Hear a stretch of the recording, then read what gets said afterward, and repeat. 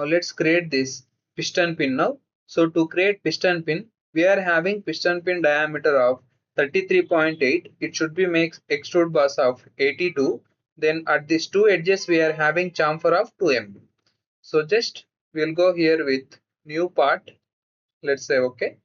So for example, on this right plane, I'll go for sketch. We are having one circle here. Diameter for this we are having 33.8. Exit sketch, extrude boss. We are having extrude boss of 82. Let me give this length of 82. Then chamfer of 2 mm for both edges. So chamfer we need for this to this with the length of 2 mm with inclination of 45 degrees. Let's say okay. Then just we will apply some color for this by going with appearance. So let me apply some color. Then we'll save this. So here we need this piston pin. Just I'll specify name of the part piston pin. Save it. Then along with this we need to create this piston ring.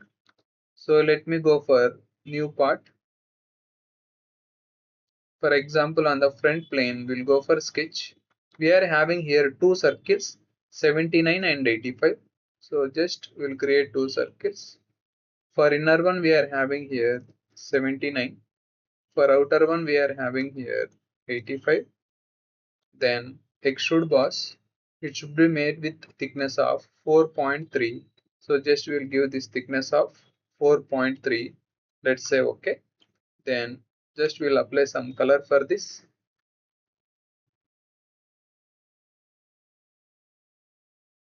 Okay, we will save this. So here we need this one as piston ring. So just we'll make it as piston ring and we will save it here. So in next video we are going to do this assembly design of engine assembly. Thanks for watching. Keep supporting.